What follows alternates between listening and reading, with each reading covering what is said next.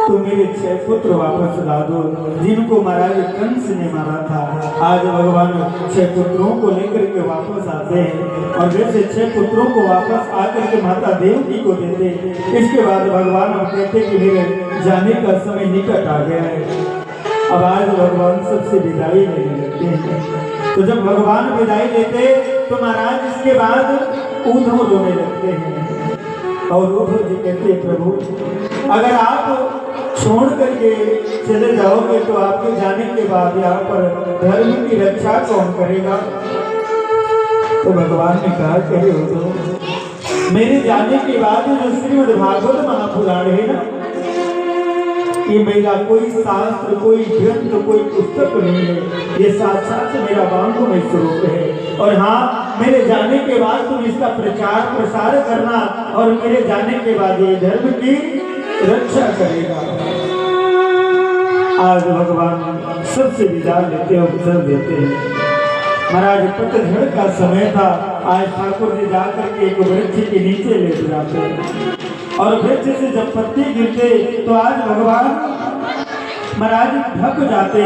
इधर एक मछुआरा उस मछली को पकड़ लेता है जिस मछली ने एक लोहे की मूसल के टुकड़ी को निगल लिया था। जब उस मछली को पकड़ता है, उस मछली को काटा जाता है तो उससे एक लोहे का मूसल निकलता है, टुकड़ा निकलता है।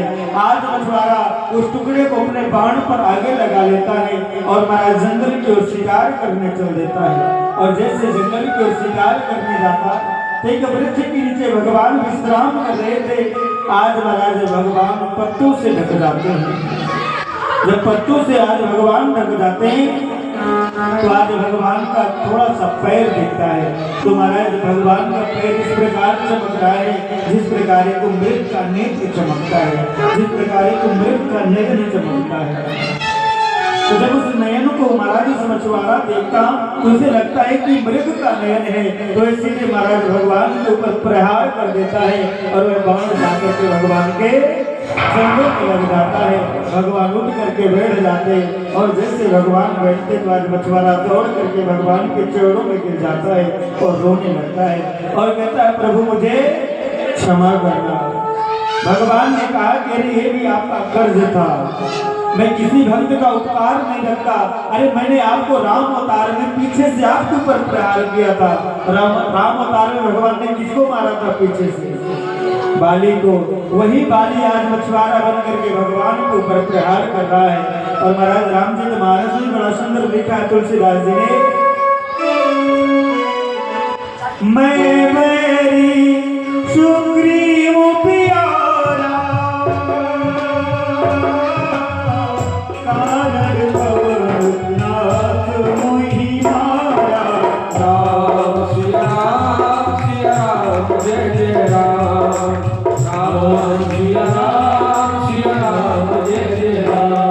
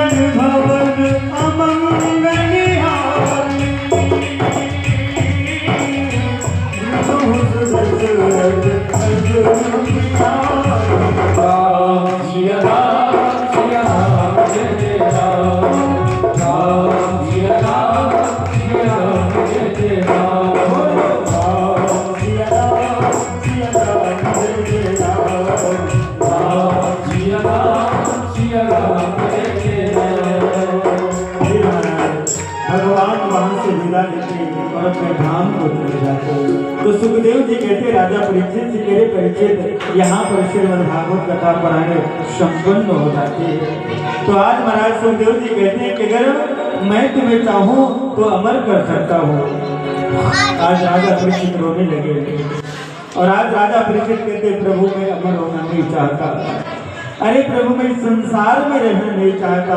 अरे मैं तो भगवान के चरणों को प्राप्त करना चाहता हूँ, उनकी सेवा में रहना चाहता हूँ। आज महाराज सुखदेव जी आशीर्वाद देते हैं और आशीर्वाद देकर के जब कथा का विराम होता तो फल इत्यादि वितरित होते हैं। और देखिए राजा परीक्षित को श्राप मिला था कि 7वें दिन तुम्हें काटी अनाज तक्षक डसेगा और जिसके डसने से तुम्हारी मृत्यु होगी। आज जब फल इत्यादि वितरित किए जाते तो महाराज एक सेब में कालिया नाग जाकर के बैठ जाता है। सेब यानी आप लोग, और आप लोगों को अगर काटा जाए तो वास्तव में आप लोगों के अंदर से तक्षक ही निकलेगा, निश्चित है। तो महाराज एक सेब जब प्रसाद इत्यादि वितरित होता और आज जैसे सेब को काटा जाता तो सेब तक्षक निकलता है, और जैसे तक्षक निकलता है तो आज महाराज तक्षक को देख करके राजा परीक्षित उसको प्रणाम करते हैं। और जैसे प्रणाम करते तो कहते राजा परीक्षित की आत्मा परमात्मा में लीन हो जाती है। परमात्मा में जब लीन होती है तो इधर महाराज जो सर्प था, कालिया नाग था, वह जाकर के राजा परीक्षित के शरीर को डसता है और उनकी आत्मा परमात्मा में लीन हो जाती है। जब उनके शरीर को डस लेता है फिर इसके बाद क्या होता, महाराज यहाँ पर श्रीमद् भागवत कथा संपन्न हो जाती है। बोलिए श्रीमद् भागवत महापुराण की, बोलिए श्री सुखदेव जी महाराज की, बोलिए कृष्ण कन्हैया लाल की, बोलिए सावरिया सेठ की। तो इसके बाद देखिए आप लोगों ने 7 दिवस पर्यंत कथा का सम्मान किया। तो कथा सुनने का तात्पर्य है कि इस कथा को अपने जीवन पर उतारो और जीवन पर धारण करो। और देखिए जिस भाव से आप लोगों ने सप्तदेशीय पर्यंत इस कथा का रसपान किया है और जो आप लोगों ने तन से मन से धन से इस कथा में अपना सहयोग दिया है, जिन्होंने नहीं दिया आज उनके लिए भी, और जिन्होंने सहयोग दिया उनके लिए भी ठाकुर जी से भागवत में यह से प्रार्थना करते हैं कि आपके घर में सुख शांति समृद्धि इत्यादि सदैव बने रहे। और कहते महाराज जी की 7 दिन तक आप लोगों ने कथा को श्रवण किया।